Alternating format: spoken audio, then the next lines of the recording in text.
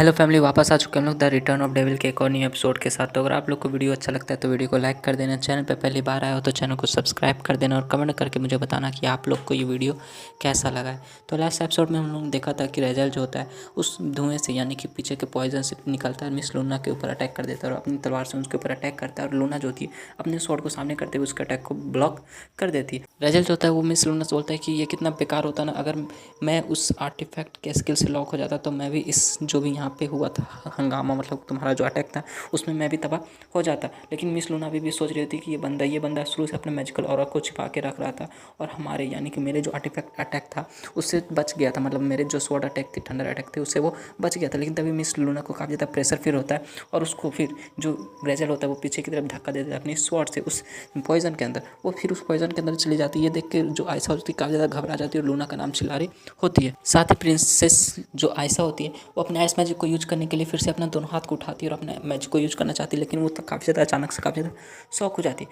बोलती कि अचानक से ऐसा क्यों फील हो रहा है कि मेरे पास कोई भी स्ट्रेंथ नहीं है, पावर नहीं है, मेरा मैजिक तो काम ही नहीं कर रहा। साथ ही वो नीचे वो घुटने पे बैठ जाती है और उसे कुछ भी समझ नहीं आता। रेजल फिर उसे बोलता है कि तुम्हें अपनी एनर्जी को वेस्ट करने की ज़रूरत नहीं है, तुम्हें मैंने जो पॉइजन यहाँ पे फैलाया है वो तुम्हारे अंदर भी पहुँच गया, इसलिए तुम अपने मैजिक को यूज नहीं कर सकती। ऐसा ये सुन के काफ़ी ज़्यादा सैड हो जाती है, बोलती कि ये तो एक्चुअल में पॉइजन है, मैं अपने मैजिक को भी यूज नहीं कर पा रही हूँ। लूना के साथ भी यही मसला होता है। साथ ही रेजल जो होता है चलो ठीक है, अगले बारी इन सारे जो छोटे छोटे चीज़ यहाँ पे इन सब से मुझे निपटना होगा। वो कैमरों की बात कर रहा होता है और अपने मैजिक को यूज करते हुए उन दोनों तीनों कैमरा जो वहाँ पे होते हैं उन सबको ब्लास्ट कर देता है। लेकिन वहाँ पे बाहर जो अनाउंसर होती है वो अनाउंस करती है अचानक से कुछ हो गया और तीनों के तीनों जो मैजिक कैमराज थे वो अचानक से कहीं चले कर उन सबका इमेज यहाँ पे नहीं आ रहा है। साथ ही वो अपनी स्वॉर्ड को लूना के सामने करते हुए बोलता है। साथ ही रेजल जो होता है प्रिंसेस लूना से बताता है कि बाहर के लोगों को ये न्यूज़ मिलेगी कि प्रिंसेस लूना जो है वो किसी एक्सीडेंट में अंदर के मर गई और जो टेलीपोर्टेशन का इंस्क्रिप्शन था वो भी किसी वजह से बेकार हो गया था, जिसकी वजह से वो बाहर नहीं आ पा रही थी। मतलब अगर किसी बंदे पे जो खतरा आता है तो वो बाहर टेलीपोर्ट हो जाता है, वैसा नहीं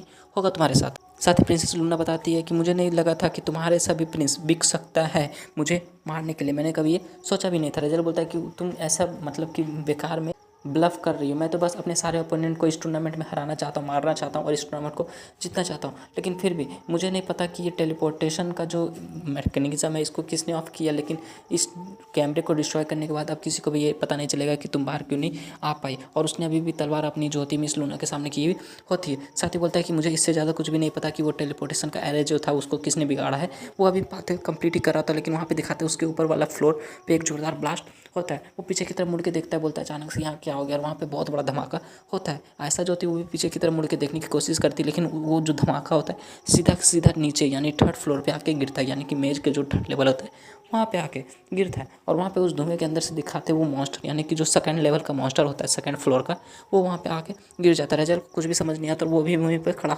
होता है। लेकिन यूज होता है बिकुल को अपनी गोद में लेके वहाँ पे आ जाता है और बोलता है कि मैंने तो अपने फायर एलिमेंटल मैजिक को थोड़ा सा कंप्रेस करके यूज करने के लिए कोशिश की थी, जिससे कि हम लोग को जो काम है वो आसान हो जाए, लेकिन मैंने कभी ये नहीं सोचा था कि इससे ये पूरा का पूरा फ्लोर भी टूट जाएगा। लेकिन चलो अब चूंकि हम लोग यहाँ पे थर्ड फ्लोर पे आ गए तो अब कीज़ की कोई ज़रूरत ही नहीं पड़ी, अब ये सब बकवास होगा। साथ ही वहाँ पे दिखाते हैं मिस क्यू जो होती है वो साथ ही वहाँ पे खड़ी हो जाती है और बोलती है मुझे मुझे इस मेज के अंदर जाना होगा अभी के अभी। उसके साथ एक और प्रिंसिपल जो होती है बोलती है कि थोड़ा देर शांत हो जाओ, मुझे लगता है कि कैमरा के साथ कुछ प्रॉब्लम, मैजिकल कैमरा के साथ कुछ प्रॉब्लम है। मिस्किल बोलते हैं कि नहीं ऐसा नहीं हो सकता, सारे के सारे कैमरा जो अभी थर्ड फ्लोर पे थे उनके साथ एक साथ ही मतलब एक ही टाइम पे प्रॉब्लम कैसे हो सकता है, मुझे ये नॉर्मल नहीं लग रहा। वहाँ पे एक और बंदा होता है, बोलता है कि 1 मिनट रुक जाओ, यहाँ पे हम लोग के पास कोई और पिक्चर आ रही है। बताता है कि ये लगता है कि कोई और बंदा है वो थर्ड फ्लोर पे वहाँ पे इंटर हो चुका है, वो कैमरा किसी और का नहीं यू का होता है। मिस के लिए देख के काफ़ी ज़्यादा खुश हो जाती, बोलती है ये तो काफ़ी अच्छी बात है, ये तो यू का कैमरा है, मुझे लगता है मिस लूना सेफ हो जाएगी। वो बंदा बताता है कि इस बंदे ने यानी कि यू ने एक्चुअली में उस मेज का यानी कि सेकंड लेवल का जो मेज था उसके फ्लोर को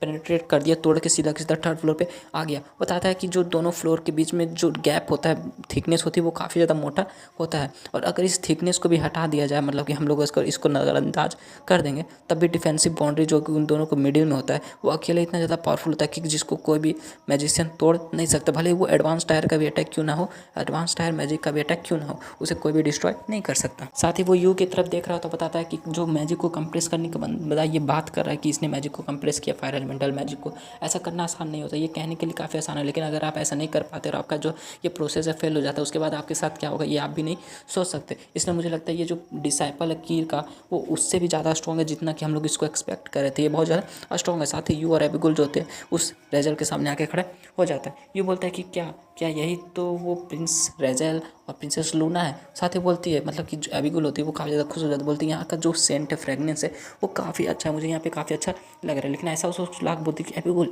ये फ्रेगनेंस नहीं है, ये पॉइजनस है, यहाँ पे पॉइजन फैला हुआ है। वो काफ़ी ज़्यादा हैरान हो जाती है, बोलती क्या पॉइजन, यहाँ पे पॉइजन क्यों फैला है। साथ ही वो काफ़ी ज़्यादा घबरा जाती है और यू का हाथ पकड़ते हुए बोलती है कि मुझे सांस लेने में काफ़ी ज़्यादा दिक्कत हो रही है, क्या ये सब पॉइजन की वजह से हो रहा है। साथ ही वहाँ पे जो रेजल होता है वो अभी भी सोच रहा था कि मैंने कभी ये नहीं सोचा था कि हमारे यहाँ पे फाइट के बीच कोई और इंटरफेरेंस करेगा, और यहाँ पे अचानक से लोग आके मेरा सारा काम बिगाड़ चुके हैं।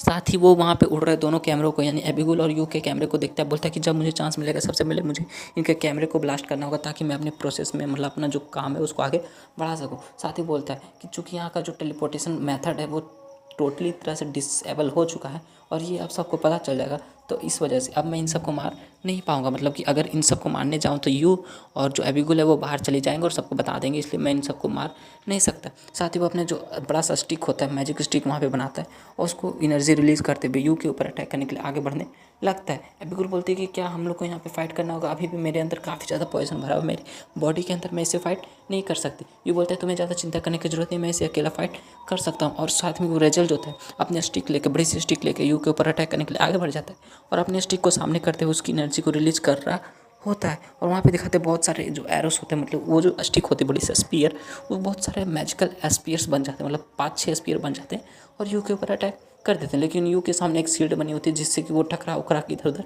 मुड़ जाता है। वो बंदा अभी भी हंस रहा था जैसे कि उसका प्लान ही यही होगा कि वो कुछ और करने वाला है। लेकिन तभी दिखाते हैं यू काफ़ी ज़्यादा शौक हो जाता है क्योंकि उसके सामने वो 4-5 जितने भी मैजिकल स्पीयर्स होते हैं उनमें से एक स्पीयर जो मोटा वाला स्पीयर होता है वो सीधा यू की तरफ बढ़ने लगता है। लेकिन जो ऐसे वो यू के काफ़ी ज़्यादा करीब जाता है वहाँ पे बहुत ज़्यादा लाइटनिंग होती है और वो स्पीयर कुछ मतलब कि जैसे ब्लास्ट होता है ना कुछ चीज़ से टकराने का, वैसा हो जाता है। ये देख के आयशा, एबिगुल और साथ में प्रिंसेस लूना जो होती है, तीनों की तीनों लड़कियां काफ़ी ज़्यादा शॉक हो जाती है क्योंकि यू ने उस स्पीयर को अपने एक हाथ से ही पकड़ लिया होता है और उसको साइड की तरफ कर देता है। लेकिन वो जो बंदा होता है रेजल, वो अभी भी काफ़ी ज़्यादा खुश होता है, बोलता है कि अगर तुमने इसको पकड़ लिया तो ये काफ़ी ज़्यादा इंप्रेसिव है, लेकिन फिर भी तुम मेरे ट्रिक में फंस चुके। साथ ही उसके स्टिक पे दिखाते का स्टोन लगा होता है, स्पेशल स्टोन। वो स्टोन जो होता है वो एक पॉइजन होता है, एसिड होता है, वो ग्लो करना स्टार्ट हो जाता है। साथ ही वो जो पॉइजन होता है वो फूट जाता है, वो स्टोन जो होता है फूट जाता है और वो यू के इधर गिर्द पूरा का पूरा पॉइजन फैल जाता है। यू ये देख के खा जाता है, सब हो जाता है। साथ ही उसे रेजल हंसते हुए बताता है कि तुम मेरे एक स्पेशल पॉइजन से हिट हो गए हो, वो भी इतनी कम दूरी से, मतलब कि तुम्हारे वो बगल में ही फूटा है,